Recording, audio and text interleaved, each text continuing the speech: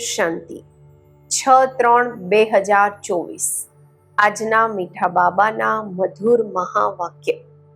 મીઠા બાળકો, તમારી હમણાં વાનપ્રસ્થ અવસ્થા છે, કારણ કે તમારે વાણીથી પરે ઘરે જવાનું છે. એટલે યાદમાં રહીને પાવન બનો. પ્રશ્ન છે, ઊંચી મંજિલ પર પહોંચવા માટે કઈ વાતની સંભાળ જરૂર રાખવાની છે? ઉત્તર છે, આંખોની સંભાળ. આજ ખૂબ દગાબાજ છે. ક્રિમિનલ આંખો ખૂબ જ નુકસાન કરે છે. એટલે જેટલું થઈ શકે પોતાને આત્મા સમજી બાપને યાદ કરો. ભાઈ ભાઈની દ્રષ્ટિનો અભ્યાસ કરો. સવારે સવારે ઉઠી એકાંતમાં બેસી સ્વયં પોતાની સાથે વાતો કરો. ભગવાનનો હુકમ છે, મીઠા બાળકો, કામ મહાશત્રુથી ખબરદાર રહો. ઓમ શાંતિ. મીઠા મીઠા રૂહાની બાળકો આ તો સમજી ગયા છે, કારણ કે અહીં સમજવા વાળા જ આવી શકે છે. આ કોઈ મનુષ્ય નથી ભણાવતા, આ તો ભગવાન ભણાવે છે. ભગવાનની પણ ઓળખ જોઈએ. નામ કેટલું મોટું છે, ભગવાન, અને પછી કહે છે નામરૂપથી ન્યારા. હવે છે પણ જેવી રીતે પ્રેક્ટિસમાં ન્યારા છે. પ્રેક્ટિસમાં એટલી નાની બિંદી છે, કહે પણ છે આત્મા સ્ટાર છે. જેવી રીતે તે સિતારા નાના તો નથી, આ આત્મા સ્ટાર તો સાચે સાચે નાનો છે. આ પણ બિંદી છે. બાપ તો સદા પવિત્ર છે. એમની મહિમા પણ છે. જ્ઞાનના સાગર, શાંતિના સાગર. આમાં મૂંઝાવાની કોઈ વાત જ નથી. મુખ્ય વાત છે પાવન બનવાની. વિકાર પર જ ઝઘડા થાય છે. પાવન બનવા માટે પતિત પાવનને બોલાવે છે, તો જરૂર પાવન બનવું પડે ને. આમાં મૂંઝાવાનું નથી. જે કંઈ પાસ્ટ થયું, વિઘ્ન વગેરે પડ્યા, નવી વાત નથી. અબળાઓ પર અત્યાચાર થવાના છે, અને સત્સંગોમાં આ વાતો હોતી નથી. ક્યાંય પણ હંગામા નથી હોતા. અહીં હંગામા ખાસ આ વાત પર જ થાય છે. બાપ પાવન બનાવવા આવે છે તો કેટલા હંગામા થાય છે. બાપ બેસી ભણાવે છે. બાપ કહે છે હું આવું પણ વાનપ્રસ્થ અવસ્થામાં છું. વાનપ્રસ્થ અવસ્થાનો કાયદો પણ અહીંયાથી જ શરૂ થાય છે. તો વાનપ્રસ્થ અવસ્થા વાળા જરૂર વાનપ્રસ્થમાં જ રહેશે. વાણીથી પરે જવા માટે બાપને પૂરા યાદ કરી પવિત્ર બનવાનું છે. પવિત્ર બનવાની રીત તો એક જ છે. પાછા જવાનું છે તો પવિત્ર જરૂર બનવાનું છે. જોવાનું છે બધાને, જોવાનું તો બધાને જ, 2-4 ને તો નથી જવાનું, બધાને જવાનું છે. આખી પતિત દુનિયાની બદલી થવાની છે. આ ડ્રામાની કોઈને પણ ખબર નથી. સતયુગથી કળયુગ સુધી આ ડ્રામાનું ચક્ર છે. બાપ કહે છે પોતાને આત્મા સમજી બાપને યાદ કરવાના છે, અને પાવન પણ જરૂર બનવાનું છે. ત્યારે જ તમે શાંતિધામ અને સુખધામમાં જઈ શકશો. ગાયન પણ છે, ગતિ સદગતિ દાતા એક જ બાપ છે. સતયુગમાં ખૂબ થોડા હોય છે અને પવિત્ર હોય છે. કળયુગમાં છે અનેક ધર્મ અને અપવિત્ર થઈ પડ્યા છે. આ તો સહજ વાત છે, અને બાપ પહેલેથી જ બતાવી દે છે. બાપ તો જાણે છે કે હંગામા થશે જરૂર, ન જાણે તો યુક્તિઓ કેમ રચે કે ચિઠ્ઠી લઈ આવો કે અમારે જ્ઞાન અમૃત પીવા જવું છે. જાણે છે આ ઝઘડા થવાની પણ ડ્રામામાં નોંધ છે. આશ્ચર્યવત સારી રીતે ઓળખ કરીને જ્ઞાન લેતા, બીજાઓને પણ જ્ઞાન આપતા, પછી પણ અહો માયા એમને તમે પોતાની તરફ ખેંચી લો છો. આ બધી ડ્રામામાં નોંધ છે. આ ભાવિને કોઈ ટાળી નથી શકતા. મનુષ્ય ફક્ત શબ્દ કહી દે છે, પરંતુ અર્થ નથી સમજતા. બાળકો, આ ખૂબ જ ઊંચું ભણતર છે. આંખો એવી દગાબાજ છે, વાત નહીં પૂછો. તમો પ્રધાન દુનિયા છે. કોલેજોમાં પણ ખૂબ જ ખરાબ થઈ જાય છે. વિદેશની તો વાત નહીં પૂછો. સતયુગમાં આવી વાતો નથી હોતી. તે લોકો કહી દે છે સતયુગને લાખો વર્ષ થઈ ગયા છે. બાપ કહે છે કાલે તમને રાજ્ય ભાગ્ય આપીને ગયો હતો, સર્વસ્વ ગુમાવી દીધું છે. લૌકિકમાં પણ બાપ કહે છે આટલી તમને મિલકત આપી, બધું ગુમાવી દીધું. એવા પણ બાળકો નીકળી પડ્યા છે જે ધકથી મિલકતને ઉડાવી દે છે. બેહદના બાપ પણ કહે છે હું તમને કેટલું ધન આપીને ગયો, કેટલા તમને લાયક વિશ્વના માલિક બનાવ્યા. હમણાં ડ્રામા અનુસાર તમારી શું હાલત થઈ ગઈ છે? તમે જ મારા બાળકો છો ને? કેટલા તમે ધનવાન હતા. આ છે બેહદની વાત જે તમે સમજાવો છો. એક કથા છે, રોજ કહેતા હતા વાઘ આવ્યો, પરંતુ વાઘ આવ્યો નહોતો. એક દિવસ સાચે વાઘ આવી ગયો. તમે પણ કહો છો મોત આવ્યું કે આવ્યું, તો કહે છે આ રોજ કહે છે, વિનાશ તો થતો નથી. હવે તમે જાણો છો એક દિવસ વિનાશ થવાનો છે જરૂર. એમની પછી કથા બનાવી દીધી છે. બેહદના બાપ કહે છે એમનો દોષ નથી. કલ્પ પહેલા પણ થયો હતો, 5000 વર્ષની વાત છે. બાબાએ તો ઘણી વાર કહ્યું છે આ પણ તમે લખતા રહો કે 5000 વર્ષ પહેલા પણ હૂબહુ આવો મ્યુઝિયમ ખોલ્યો હતો. ભારતમાં દેવી દેવતા ધર્મની સ્થાપના કરવા. એકદમ સ્પષ્ટ લખો તો આવીને સમજે બાબા આવ્યા છે. બાપનો વારસો છે જ સ્વર્ગની બાદશાહી. ભારત સ્વર્ગ હતું. પહેલા નવી દુનિયામાં નવું ભારત હેવન હતું. હેવનથી હેલ. આ ખૂબ જ મોટો બેહદનો ડ્રામા છે. આમાં બધા પાર્ટધારી છે. 84 જન્મોનો પાર્ટ બજાવી હવે ફરી આપણે પાછા જઈએ છીએ. પહેલા આપણે માલિક હતા, પછી કંગાળ બન્યા. હવે ફરી બાબાની મત પર ચાલીને માલિક બનીએ છીએ. તમે જાણો છો આપણે શ્રીમત પર કલ્પ ભારતને સ્વર્ગ બનાવીએ છીએ. પાવન પણ જરૂર બનવાનું છે. પાવન બનવાને કારણે અત્યાચાર થાય છે.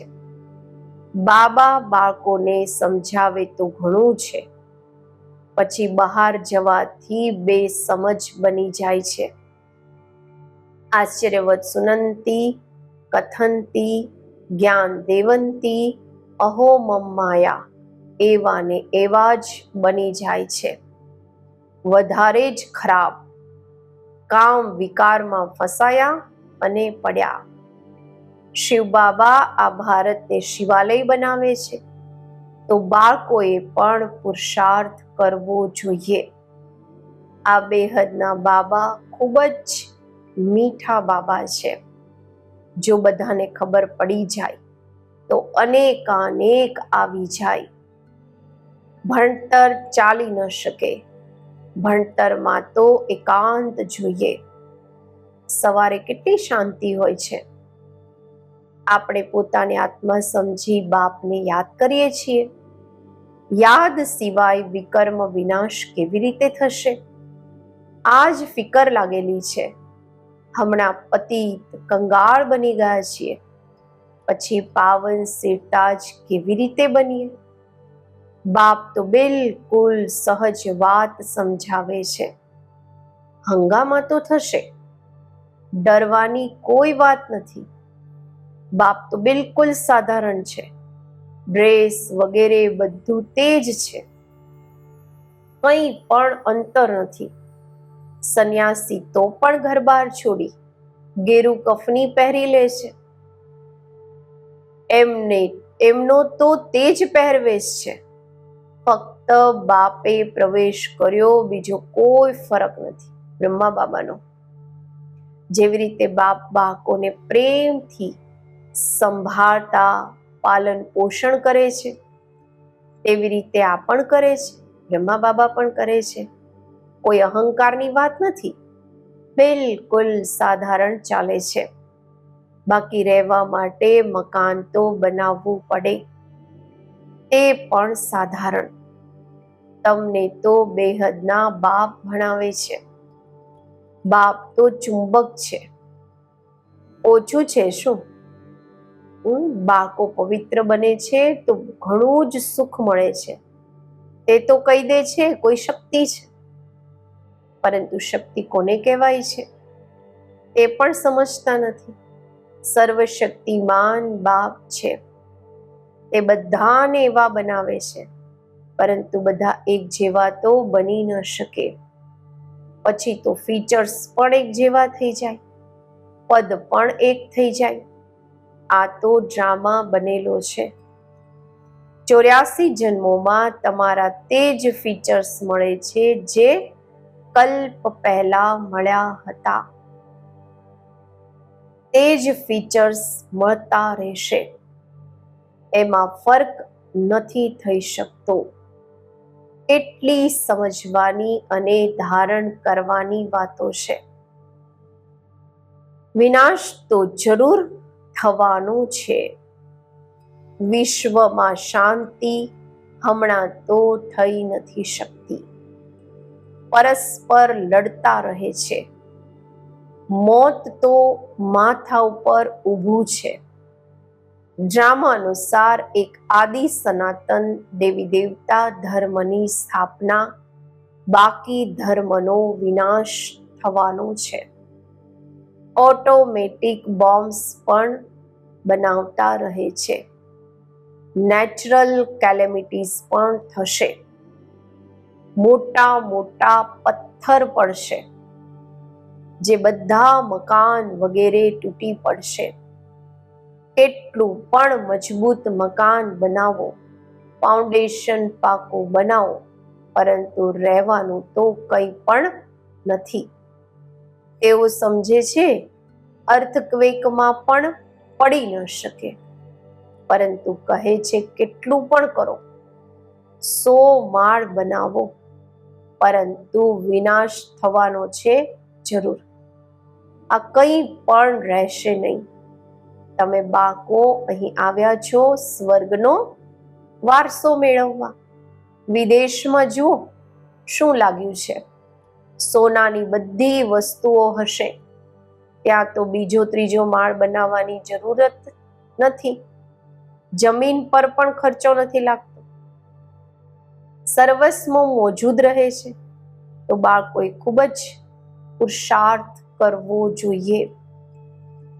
બધાને પેગામ આપવાનું છે.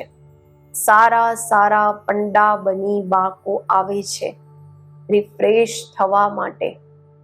આ પણ ડ્રામામાં નોંધાયેલું છે, તો પણ આવશે.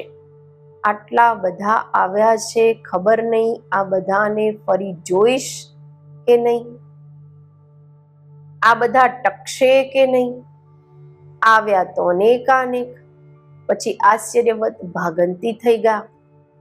લખે છે બાબા અમે ફરી પડી ગયા, ઉતરી ગયા. અરે કરેલી કમાણી ચટ કરી દીધી, પછી આટલું ઊંચે ચડી નથી શકતા. એ લોકો ઓર્ડિનન્સ કાઢે છે, ફલાણા સમય પર કોઈ પણ બહાર ન નીકળે, નહીં તો શૂટ કરી દઈશું. બાપ પણ કહે છે વિકારમાં જશો તો શૂટ થઈ જશો. ભગવાનનો હુકમ છે ને, ખબરદાર રહેવું.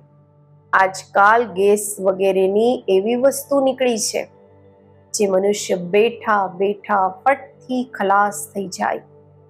આ બધી ડ્રામામાં નોંધ છે, કારણ કે અંતમાં હોસ્પિટલ વગેરે રહેશે નહીં.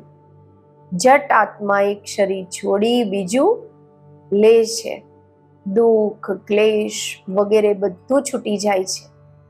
ત્યાં ક્લેશ વગેરે હોતા જ નથી. આત્મા સ્વતંત્ર છે. જે સમય પર આયુષ્ય પૂરું થાય છે તો શરીર છોડી દે છે. ત્યાં કાળ હોતો નથી, રાવણ જ નથી, તો કાળ પછી ક્યાંથી આવશે? આ રાવણના દૂત છે, ભગવાનના નથી. ભગવાનના બાળકો તો ખૂબ પ્રેમાળ છે. બાપ ક્યારેય બાળકોનું દુઃખ સહન ન કરી શકે.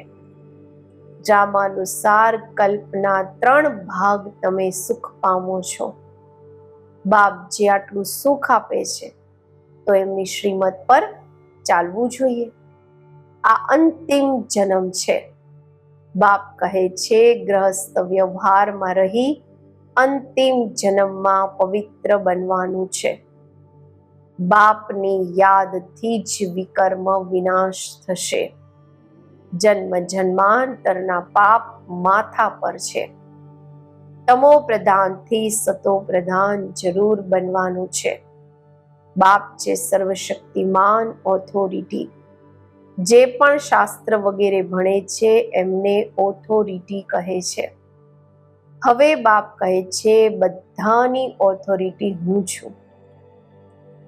હું આ બ્રહ્મા દ્વારા બધા શાસ્ત્રોના સાર આવીને સંભળાવું છું. પોતાને આત્મા સમજી મને યાદ કરો તો પાપ વિનાશ થશે.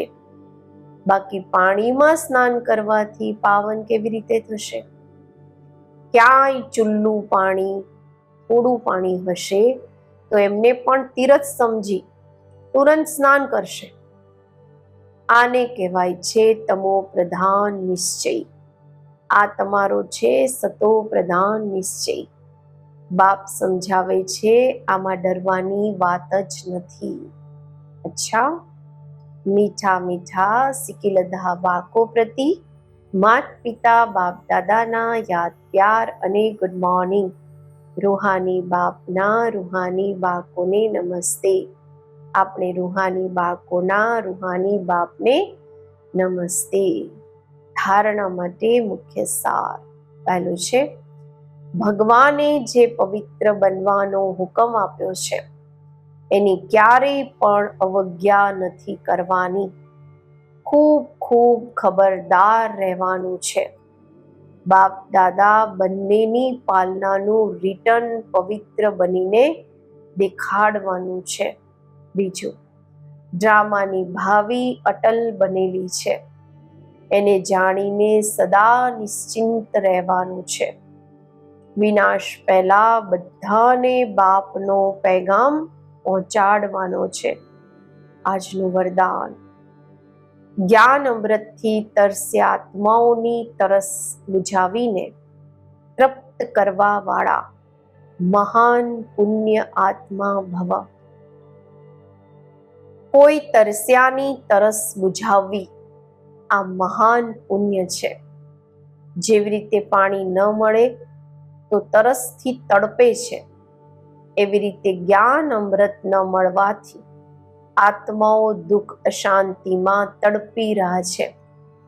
તો એમને જ્ઞાન અમૃત આપીને તરસ બુઝાવવા વાળા બનો. જેવી રીતે ભોજન ખાવા માટે ફુરસદ કાઢો છો કારણ કે આવશ્યક છે, એવી રીતે આ પુણ્યનું કાર્ય કરવું પણ આવશ્યક છે. એટલે આ ચાન્સ લેવાનો છે, સમય કાઢવાનો છે, ત્યારે કહેવાશો મહાન પુણ્ય આત્મા.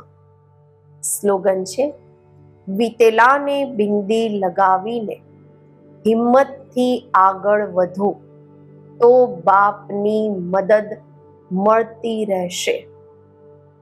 ઓમ શાંતિ.